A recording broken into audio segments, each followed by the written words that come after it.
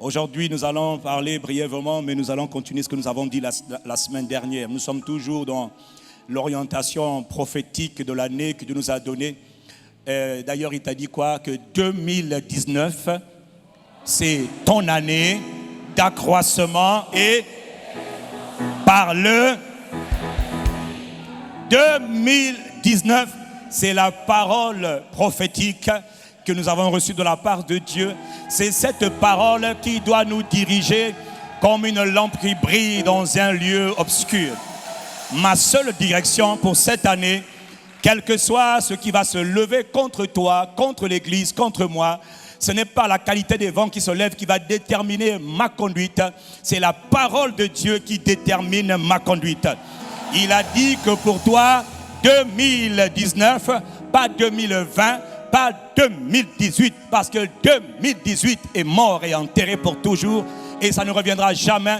Mais il t'a dit par sa parole prophétique, dit Amen, 2 Pierre 1, il t'a dit que tu dois être dirigé par la parole prophétique. Alors cette année 2019, c'est mon année d'accroissement et d'expansion par le Saint. Et quand tu le déclares, déclare-le tous les jours, déclare-le avec foi, déclare-le avec assurance. Si tu te réveilles le matin et que tu as vu cette nuit, il y a quelqu'un qui t'a parlé pour te dire que tu vas mourir cette année, tu lui dis pauvre diable. 2019, c'est l'année de mon accroissement et de mon expansion par le glorieux Saint-Esprit.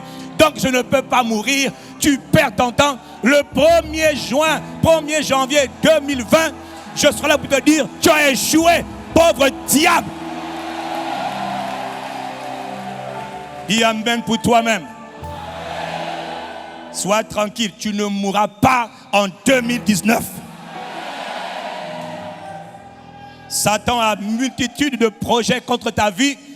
Ils ont échoué hier, ils échoueront encore, en particulier cette année. Année d'accroissement et d'expansion par le Saint-Esprit. Accroissement veut dire augmenter, multiplier, s'intensifier. Ah oui, dis-moi Amen. Devenir plus important, devenir plus lourd, devenir plus consistant, devenir plus fort. C'est ce qui va t'arriver cette année. Pourquoi? Ce n'est pas le pasteur qui l'a dit. Moi, je ne suis rien. C'est Dieu qui l'a dit. Je suis comme toi, j'entends Dieu. La différence, c'est que je ne fais que dire ce que j'ai entendu. Mais moi, quand il a dit, j'ai cru. Et quelles que soient les circonstances qui viennent contre moi, j'ai dit ça, Dieu a déjà dit, ça, tu vas entendre que ce que Dieu a dit, il va l'accomplir. Tout ce qu'il attend de moi, c'est la foi. Je crois simplement. Dis Amen. Alors nous avons vu que cette année, le Seigneur nous a dit, il y a un domaine dans lequel il va particulièrement accroître et nous faire croître. C'est dans le domaine de l'intensification de sa présence. En 2019, la présence de Dieu va être de plus en plus intense au milieu de nous. Dis avec moi la présence de Dieu. Je n'ai pas entendu. La présence de Dieu cette année va de plus en plus s'accroître, s'intensifier. Elle va devenir de plus en plus importante dans l'église et donc en toi et en moi. Si c'est à toi que je parle, dis Amen. Ne me dis pas non, mais moi je n'ai jamais senti la présence de Dieu hier. Mon ami, cette année tu vas la ressentir. Elle est déjà en toi, mais elle ne se manifeste pas toujours. Non, la présence de Dieu est en celui qui est né de nouveau, mais elle ne se manifeste pas. Autrement dit, elle n'est pas toujours palpable, là où tu la sens pas toujours. Cette année, tu vas la sentir. Et cette année aussi, tes ennemis, tes adversaires vont sentir que vraiment, Dieu est avec toi et Dieu est en toi. Si c'est à toi que je parle, donne un bon Amen. Pourquoi tu dis Amen? Tu dis Amen pour répondre à la parole de Dieu. Tu dis Amen pour activer ce que Dieu dit à ton sujet. Même quand quelqu'un est déjà béni de Dieu, la Bible dit que si tu veux activer ce qui a déjà été fait, parle. Quand tu parles, tu actives ce qui existe déjà. Quand tu parles, tu emmènes à l'existence ce qui était déjà là mais qui n'était pas encore manifesté. Dis Amen. Donc cette année, c'est ton année où la présence de Dieu dans ta famille, en toi, au travers de toi, va s'intensifier.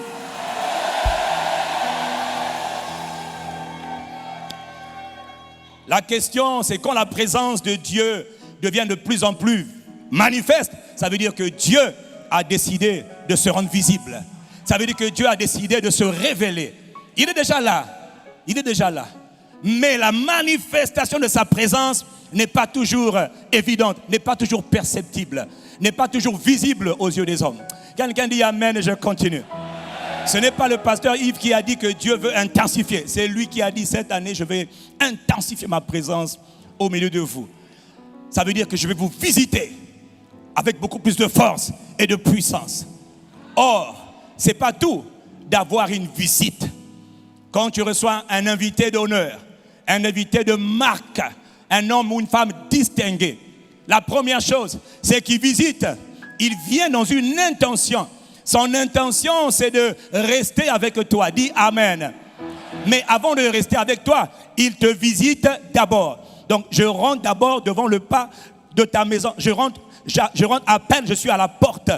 Je t'ai déjà visité. Mais la question, ce n'est pas juste la visitation. Ce n'est pas juste jouir de la visitation. Est-ce qu'il va rester? Est-ce qu'il va habiter? Est-ce qu'il va demeurer? Autrement dit, est-ce que sa présence va être manifeste régulièrement? Est-ce que sa présence va être palpable régulièrement? Ou ça sera juste une incursion? Ou encore une visite et il part? Une visite et tu n'entends plus rien. Une visite et puis tu ne sens plus rien. Est-ce que je parle à quelqu'un ce matin? Est-ce que dans l'église et donc dans ta vie, dans la mienne, dans ta maison, dans tes affaires, est-ce que Dieu va rentrer? Il va se manifester seulement de temps en temps. Seulement une fois dans l'année ou 2 fois dans l'année, tu pourras dire « Waouh, là j'ai senti, j'ai vu la présence de Dieu. » Ou bien tu pourras dire « Waouh, c'est tous les jours. Sa présence m'environne. Sa présence, je la sens tous les jours. Je suis trempé dans sa présence. Je baigne dans sa présence. » Est-ce que Dieu parle à quelqu'un ce matin?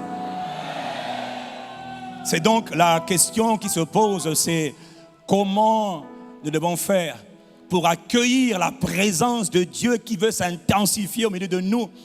Et l'accueillir veut dire comment faire pour l'accueillir dans le but de la faire rester. Que l'on sache, mon ami, pas seulement au mois de janvier, au mois de février, mais tous les mois de cette année, tu baignes dans la présence glorieuse de Dieu et tu la sens et tu la vois. Et même les gens autour de toi voient, mon ami, Dieu est vraiment avec toi. Si c'est à toi que je parle, dis un bon Amen. Que devons-nous donc faire pour accueillir la présence de Dieu? La présence de Dieu, elle est manifestée aujourd'hui par l'Esprit de Dieu, c'est-à-dire le Saint-Esprit. Le Père qui est dans le ciel est présent en même temps sur la terre par le Saint-Esprit. Le Père qui est dans le ciel, qui a tout créé, est présent par son Esprit. Jésus le Christ, qui est maintenant glorifié, qui est monté dans le ciel, à la droite du Père, il est établi. Le même Jésus-Christ, c'est le même qui est présent, mais par son Saint-Esprit. Donc quand on parle de la présence de Dieu, on parle de la présence du...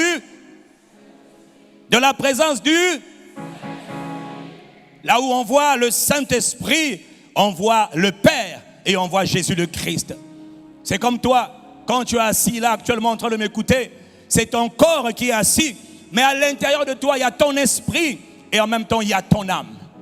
Ton esprit n'est pas ailleurs, non, il est là où tu es. Quelqu'un me dit Amen. Donc quand on accueille le Saint-Esprit, on accueille la présence de Dieu. Gloire soit rendue à Jésus, qui nous a donné de son esprit. Grâce soit rendue à Dieu le Père, qui nous a donné de son esprit. Alors comment devons-nous accueillir la présence de Dieu? Quelles sont ces choses que nous devons faire? Qu'est-ce qu'on doit faire pour que quand l'Esprit de Dieu vient, il n'ait plus envie de partir, mais qu'il ait juste envie de demeurer?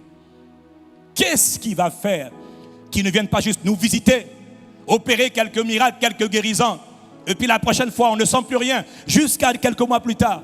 Qu'est-ce qui va faire que l'Esprit de Dieu va venir et il va prendre plaisir à habiter, à demeurer au milieu de ses enfants, comme un père habite avec tous ses enfants? Qu'est-ce qu'il va faire? C'est notre responsabilité. Dis avec moi, c'est ma responsabilité. Nous avons vu la semaine dernière, la première chose d'abord, c'est que nous devons nous repentir d'avoir tenu des réunions sans nous attendre à sa présence. Combien de fois on n'a pas fait des réunions sans nous attendre à lui? Or, il a dit, si quelqu'un a soif, qu'il vienne à moi et qu'il boive. Autrement dit, ne va pas dans la présence du Très-Haut sans avoir soif, sans t'attendre à lui. Quelqu'un dit Amen. Quand tu viens à l'église, on a dit la semaine dernière, quand tu viens à l'église, tu dois t'attendre à rencontrer Dieu. Tu dois t'attendre pas à écouter le pasteur, à écouter Dieu. Et Dieu va parler même soit par le pasteur, soit par un enfant de 12 ans, qu'au moment où tu es en train de sortir, Dieu va te parler. La semaine dernière, il y a une sœur, pendant qu'on était en jeûne et prière, il y a une sœur qui me dit, j'étais en train de descendre, j'étais en train de rentrer à la maison. Et puis il y a un jeune frère que je connais à peine, qui est venu vers moi pour me dire, ma sœur, pardonne-moi, le Seigneur me dit de te dire. Et puis il lui a donné des paroles claires, précises. Il dit, hein? Il dit, Dieu est vraiment ici. Parce que quand la présence de Dieu est honorée, Dieu passe par n'importe qui. Oh, quelqu'un dit Amen. Et ce n'importe qui, ça peut être toi-même. Il peut tellement te remplir qu'il peut commencer à te donner des paroles de manière claire pour la vie de quelqu'un, ou même pour ta propre vie que tu ne connais même pas. Oh, dis Amen. Chaque dimanche de 2019, ICC, nous devons venir en nous attendant à rencontrer Dieu. Et pour ça, notre attention, nos désirs, nos efforts, nos besoins doivent être tournés non pas vers les hommes, non pas vers qui que ce soit, mais seulement Dieu. Si je parlais à quelqu'un, dit Amen. Le focus, la concentration sur laquelle tu te fixes déterminera ce que tu recevras. Si tu mets ton attention sur Jésus le Christ, quel que soit ce qui va pas, ne cours pas dire, oh, aidez-moi, aidez-moi, aidez-moi. Non, tu dis, Père, Seigneur Jésus, j'ai besoin de toi. Je refuse de mettre mon espoir dans les mains d'un homme. Je refuse. Je mets mon espoir dans tes mains et je m'attends à toi. Je dépends de toi. Je n'ai que toi. Si tu reçois ces paroles, donne Amen pour toi-même. Oh. Tes besoins, ta confiance sur Dieu. Même quand tu me parles à moi, tu ne me parles pas à moi ou tu ne parles pas à ton frère dans le but qu'il t'aide. Tu parles à ton frère dans le but qu'on prie ensemble. Mais pas pour qu'il te tende la main. Celui qui te tend la main, c'est Dieu. Dis Amen. Je sais, nous sommes tellement habitués dans une société comme la nôtre à dépendre des gens. Et Dieu veut nous délivrer de cette folie, de la dépendance des hommes. Oh, c'est mon père, c'est mon oncle, c'est mon pasteur, c'est mon grand frère, c'est mon DG, c'est mon ministre. On s'en moque. Il n'est pas ton Dieu. Il ne t'a pas sauvé. Il n'a pas lavé tes péchés. Il n'est pas mort pour toi. Il n'est pas ressuscité pour toi. Est-ce que quelqu'un dit Amen à cette parole? Tu apprends à dépendre de Dieu. Moi, je vous dis, ça m'amuse quand je vois quelqu'un qui me dit, pasteur, je compte sur vous. Je dis, mais toi, tu es fou. Tu mets ta confiance dans un homme de Dieu, mais tu es fou. L'homme de Dieu met sa confiance en Dieu. Fais comme moi. Toi et moi, vers Jésus le Christ. Quelqu'un dit Amen. La première chose pour vraiment accueillir la présence de Dieu, pour qu'elle demeure au milieu de nous. La gloire de Dieu, c'est la présence, la magnifique, la glorieuse présence de Dieu. Nous devons nous attendre à Dieu. Dis avec moi, je m'attends à Dieu. Répète avec moi, chaque jour de cette semaine, accorde-moi la grâce de m'attendre à te rencontrer. De m'attendre à te rencontrer, Jésus-Christ, par ton esprit. Je veux te voir. Je veux t'écouter. Il te sera fait selon ces paroles. Si tu as dit ces paroles de tout ton cœur, il te sera fait selon les paroles de ta bouche. Qu'est-ce qu'il faut faire pour accueillir la présence de Dieu afin qu'elle demeure et qu'elle soit manifeste au milieu de nous? Nous devons, le deuxième point, nous devons rechercher la présence de Dieu ou encore la gloire de Dieu au lieu de la puissance de Dieu. Nous devons apprendre à rechercher cette année la présence de Dieu ou encore la gloire de Dieu. Avec moi, la gloire au lieu de la puissance. Quand on parle de la puissance de Dieu, on parle de la main de Dieu. Beaucoup vont à l'église chercher la main du Seigneur, la main de Dieu. On cherche la main du Seigneur et c'est une grosse erreur. Cette année, nous devons nous attendre à rechercher la gloire de Dieu, c'est-à-dire sa présence. Quand on parle de la gloire de Dieu, on parle de la face de Dieu. Dis avec moi la face de Dieu. Je n'ai pas entendu la face de Dieu. Toutes les fois dans la Bible où tu vois c'est écrit la face de l'Éternel, on te parle de sa présence. Je suis là. Tu me cherchais. Or, dans l'église, nous avons beaucoup l'habitude de chercher la main du Seigneur. Quand on parle de la main du Seigneur, on parle de ce que Dieu peut te donner. On parle de ce que Dieu peut faire. On parle de ce que Dieu peut opérer. Oh, Yahweh a opéré des miracles. Oui, qui a opéré des miracles? C'est son bras, c'est sa main puissante. C'est par sa main que Dieu manifeste ces choses. C'est par sa main que Dieu manifeste la puissance. Mais nous ne devons pas d'abord chercher la puissance. Nous devons d'abord chercher la présence. Celui qui accorde la puissance, c'est Dieu. Mais c'est une personnalité. Il est l'Esprit de Dieu. C'est une personne. Il peut libérer sa puissance. Des fois même, on peut voir sa puissance à l'œuvre, mais on peut ne pas réjouir son cœur. Il y a des choses que Dieu fait par sa fidélité, mais nous ne devons pas chercher la main du Seigneur, les actes seulement de Dieu. Non, elles sont importantes, mais nous voulons d'abord chercher le cœur de Dieu. Le cœur du Seigneur, le cœur, oh mon Dieu, le cœur, le cœur. Oh, quelqu'un me dit Amen. Je vous l'ai dit, je vous le dis encore. La main de Dieu ne change pas le cœur d'un homme. Mais la gloire de Dieu, la présence de Dieu, elle transforme le cœur d'un homme. Toi qui étais insensible, il te rend sensible. On peut avoir beaucoup de bénédictions, mais ne pas aimer Dieu. On peut avoir beaucoup de grâce, mais ne pas être attaché à Dieu. Oh, quelqu'un me dit Amen. Oh, c'est comme si tu m'épouses pour ce que j'ai. C'est comme si tu m'épouses pour mon argent. Tu m'épouses pour mon héritage. Tu m'épouses pour mes biens. Tu m'épouses pour mon visage. Tu m'épouses pour mes yeux. Tu m'épouses. Non, on épouse, frère, toi qui n'es pas encore marié. Parce que toi qui es déjà marié, c'est trop tard. Si tu n'es pas encore marié, on épouse un homme ou une femme pour son cœur. Tu as raté une bonne occasion de dire Amen. Toutes les personnes, frère, tous les gens qui ont épousé une sœur pour sa beauté, toutes les sœurs qui ont épousé un homme pour sa beauté, pour ses chocolats pectoraux, pour ses bijoux, ses muscles, toutes ces sœurs-là, il m'a trompé, il m'a trompé. Toutes les femmes qui ont épousé un homme à cause de la force de l'homme, elles ont été déçues. Et c'est les mêmes qui commencent à pleurer pour dire, pasteur, il a une autre copine, une deuxième, une quatrième, une cinquième. Qui t'a dit de l'épouser?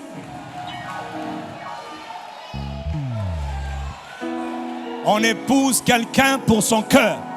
On épouse quelqu'un pour son cœur.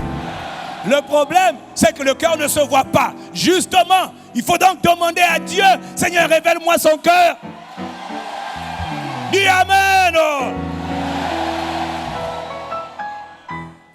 La main de Dieu, on a trop cherché à l'église. La main de Dieu. Et Dieu est bon. Et il est tellement bon qu'il étend sa main. Il donne sa main.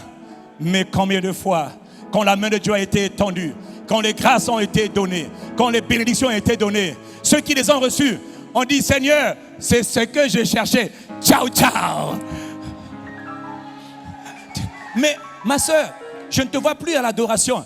J'ai un rendez-vous de travail. Mais mon frère, je ne te vois plus à l'église. Non, j'avais un dîner d'affaires ou un déjeuner d'affaires. Tous les jours maintenant, c'est le boulot, le boulot, le boulot. Mon ami, tu es perdu. Tu as eu la grâce de Dieu, mais tu n'as pas eu l'essentiel. Il faut chercher le cœur. Il faut chercher le cœur. Il faut chercher le cœur de Dieu.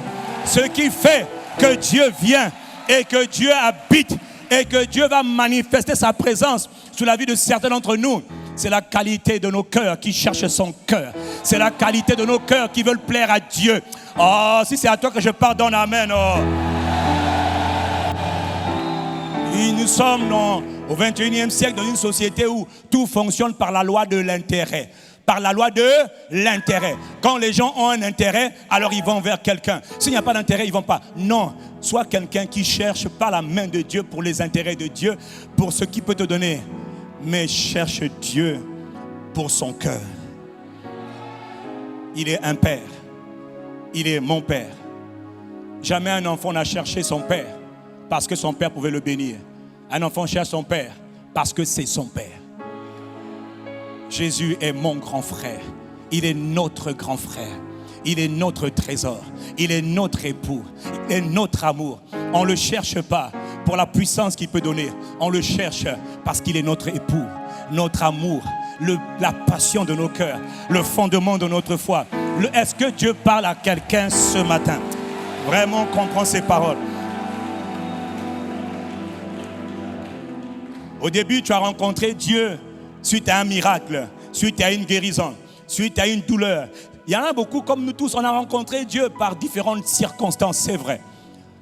Mais, une fois qu'on est rentré dans le royaume, on doit chercher le roi.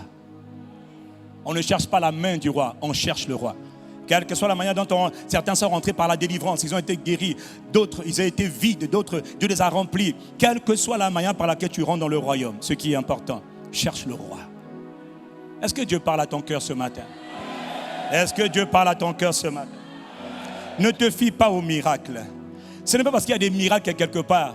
C'est Dieu qui fait les miracles, mais que les hommes sont agréables à Dieu. Moïse a tapé sur le rocher.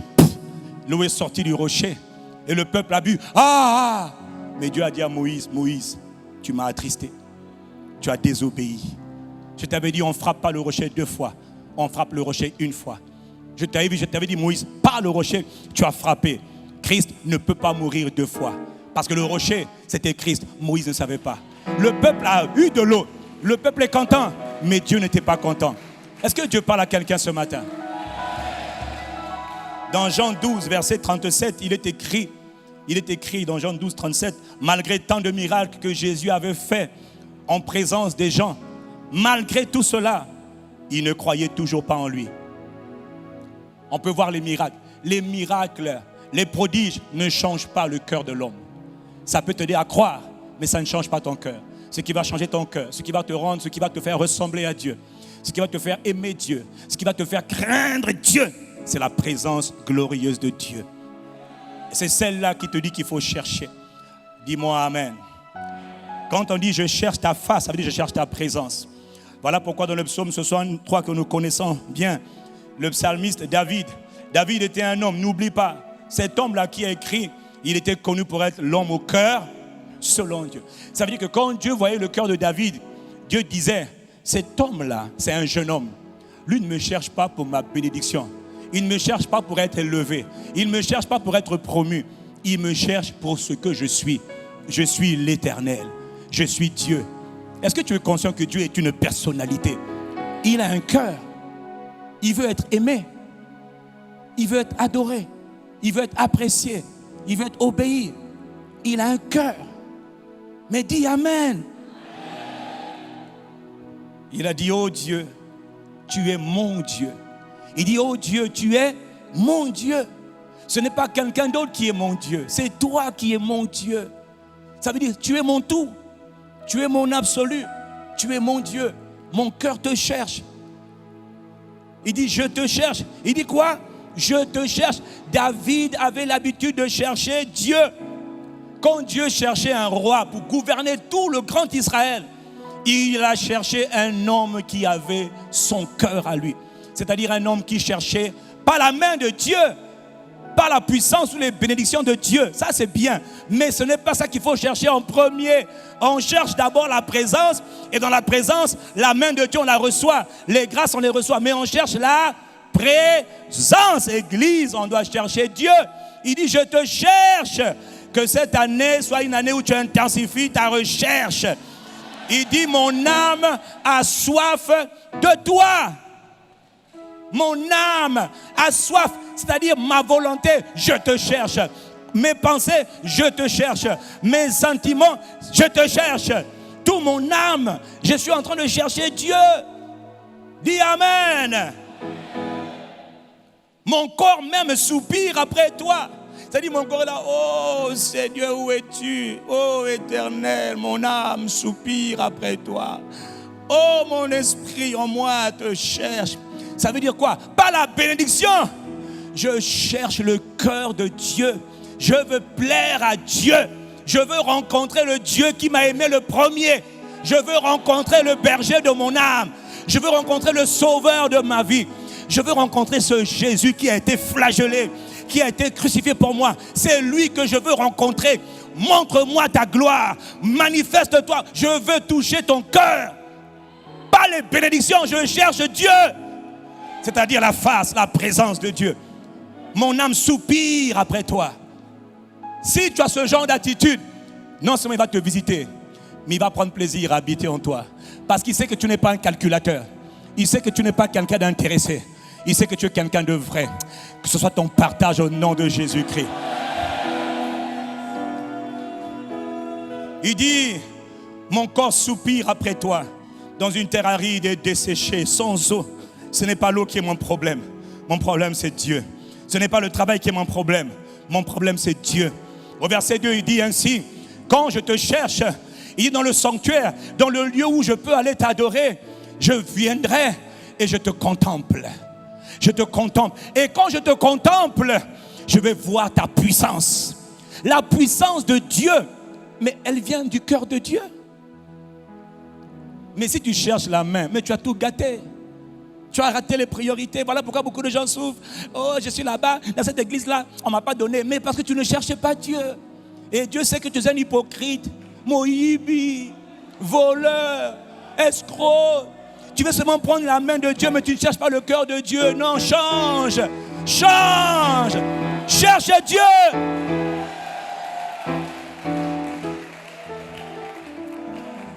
Dans le psaume 27 au verset 8, David dit, mon cœur dit de ta part. Ça veut dire que j'entends ta voix parler dans mon cœur. Qu'est-ce que Dieu dit au cœur de David? Dieu dit au cœur de David, David, cherche ma face.